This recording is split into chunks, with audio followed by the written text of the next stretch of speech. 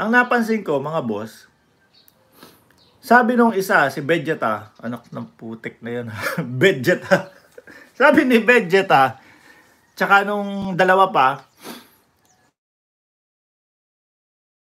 pala yung ipapagawa sa amin. No, sinabihan lang po kami kung ano yung sasabihin namin. Mga boss, chief, amo, sir, napansin ko, no, na kumbaga, sinisisi ngayon ng tatlo, si Nino Barsaga. Napansin ko, saglit lang, parang parang medyo baliko yung mga dahilan nito. Parang medyo baliko yung mga pinagsasasabi nito. Kasi po, mga kababayan, unang-una, sabi po kasi sa amin, sabihin lang yung ganito, ganyan. Kumbaga parang may script o merong nakasulat o may sinasabi sa kanila kung ano yung sasabihin sa harap na camera pag naka-record na. No? Doon pa lang po, mga bossing, malalaman mo na, saglit lang, yung pinapasabi mo sa akin, paninira pala yan Ganon ba sila, kahina ang utak? Para hindi po nila ma-analisa agad na yung sasabihin nila o yung kunyari daw o yung ituturo sa kanila o yung sasabihin nila, no, is hindi kasiraan nung mga nagaganap. Ang tatanda na nun Ako sabi ko, sa isip-isip ko, nako, parang bumaliktad lang itong mga to. Parang, di ko alam, ayokong magbintang. Pero yun, para sa akin, isang matandang tao, hindi mo ba maipapasok sa isip mo? Hindi mo ba mapapagana yung utak mo? Bago mo sabihin yung mga yun? Na paninira pala yung sasabihin mong mga yun? Di ba po common sense lang? So, ewan ko mga kababayan. Pero wala po talagang talagang mali yung mga reason, mali yung mga dahilan no?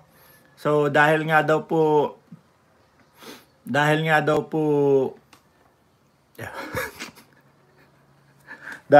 po hindi sila bayad. Ano ba talaga? Hindi ba bayad? Hindi bayad o hindi nabayaran or kung ano man po, kayo na po ang bahala sa inyong paniniwala. So sabi, ikaw Mark, ibinlag mo din kasi yon, kaya damay ka dyan sa kaso. Di kasuhan nyo ako, wala naman pong problema, di ba? Pag kinasuhan nyo naman po ako, pihado, mauubos po ang pera ko. Nako. Pero go lang po kung ano yung tingin nyo na tama at kung tingin nung mga lawyer ninyo tama, sige, magpag-aksayahan nyo po ng pera na kasuhan ako, wala naman pong problema yun. At hindi ko kapag kayo sinabi nyo, pag in-email nyo ako dito, pag email nyo, Mark, asan ang address mo kasi kakasuhan ka namin? Ibibigay ko po sa inyo. No? Basta masigurado ng team namin na yung magi-email talagang kumbaga connected doon sa mga gustong magkaso. At mapatunayan nyo na may kakayanan kayong magkaso, ibibigay namin. Hindi naman tayo kagaya ni Pangheng Kepias. Wala akong kasalanan. Pero sabi doon sa vlog niya, papahirapan ko kayong hanapin ang address ko. Magkaiba po yung mga sinasabi, magkaiba po yung mga binubuka ng bibig doon sa totoong gusto niyang mangyari. Good morning, Mark. Watching from Hong Kong. Walang mangyari sa Senado at sa bulok na sistema. USA will service the best justice. Kung si El Chapo nahuli, ito pa kaya si Canor. Ano kaya nangyari sa Meta? Pinastop ba ni Mang Canor? Nako, may nag-comment pa nga po dito sa atin. Sabi, sabi? Si PBBM daw ang nagpa-stop ng Hindi ko alam kung ano naging dahilan nun. Buong mundo naman po, mga kababayan. So yun, yung nagsasabi na, sige, kakasuhan ka namin, Mark Ramos, kasi ganito, ibinlag mo ng ibinlag yung kay Nino. Eto, hanggang sa ngayon po, binablog po natin. No? At, siyempre po, sa aking pag-oobserba, para po sa akin, mga kababayan, ay kumbaga, para sa akin, parang hindi ako maniwala. No? Doon sa interview yung in-interview nila, yung mga tao na in-interview ni Nino Barsaga, mga kababayan, hindi, nahihirapan akong papaniwalain na kumbaga yung mga yon ay binayaran ni Nino Barsaga, mga kababayan. Yun sarili kong opinion po iyon. Galing po sa akin yun na hirap akong maniwala hirap akong maniwala na binayaran si Nino Barsaga kasi sa unang-una lang po mga kababayan ay ang tatanda na po ng mga yon para sabihin nila na hindi namin alam na paninira na pala yung lumalabas sa bibig namin o yung mga sasabihin namin eh.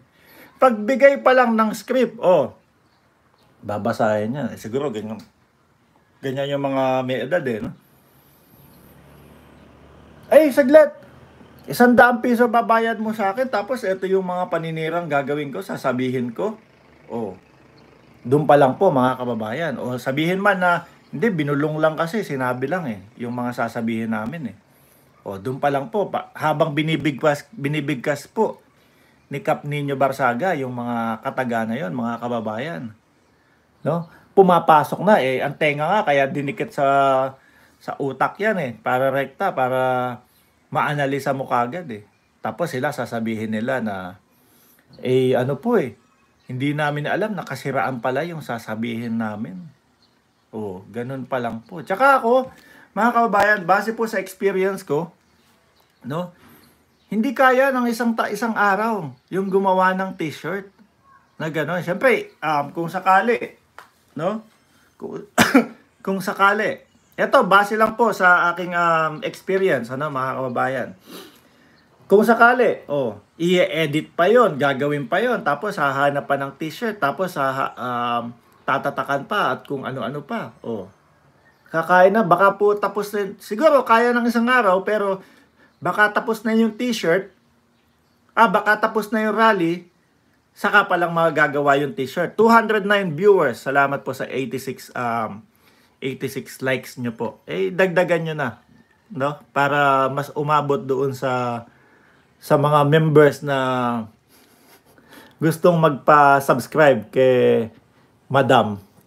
May death threat kaya si Mang Kanor, kaya nagtago, kaya mag-zoom na lang ang paraan. Yun din po ang ko, parang nagiging regular na o normal na na po, na dahilan ng mga may gustong kausapin ng Senado.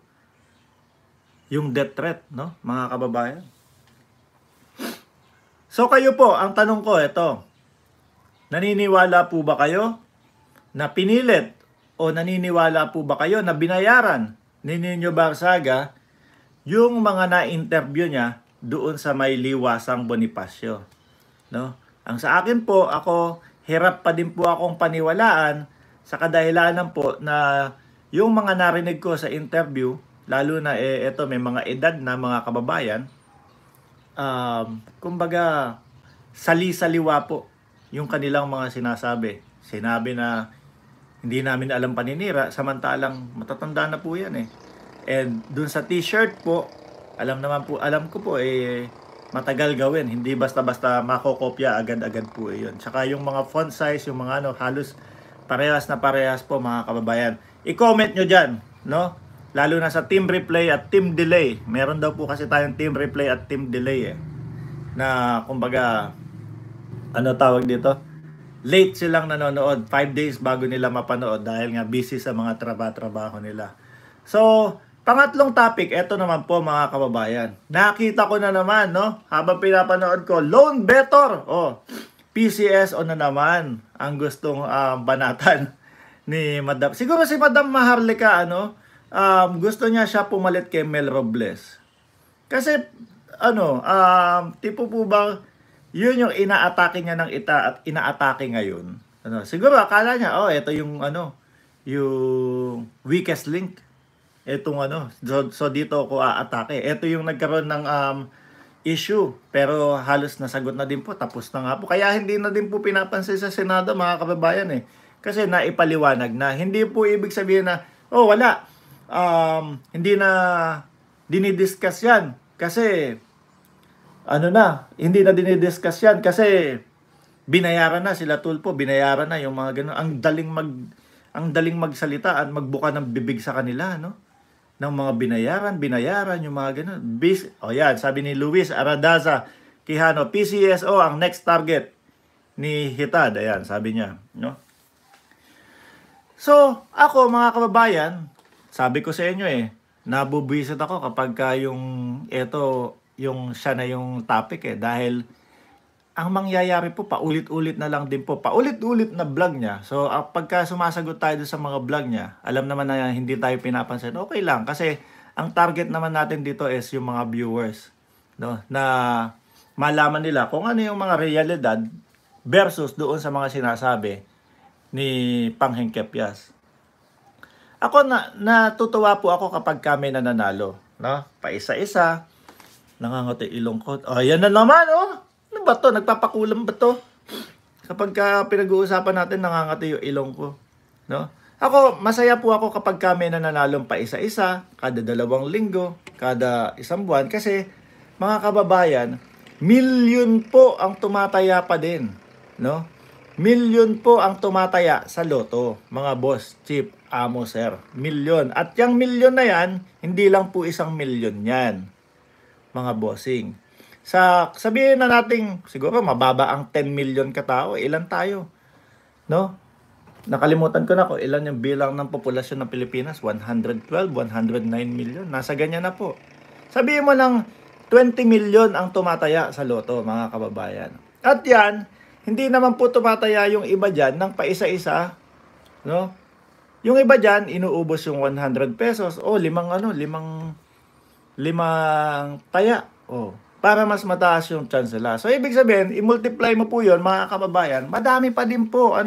So, pagka, ako mas naniniwala po ako ngayon, kasi yung paisa-isang nananalo, mga bossing, yung paisa-isa, at least nadidistribute yung malaking nagiging price. Di ba kapag ka po walang nananalo for 2 months, for 3 months, ang nangyayari po, yung isang buong bultong pera, yung isang buong bultong pera napupunta lang sa isang tao.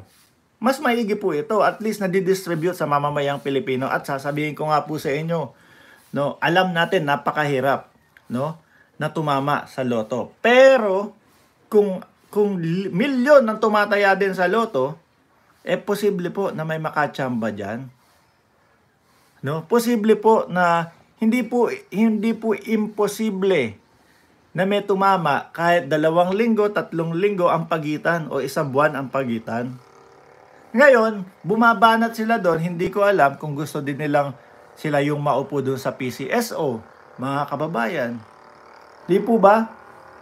Tapos na po o ino-open lang nila ulit, pinipilit na open pero wala na silang magawa.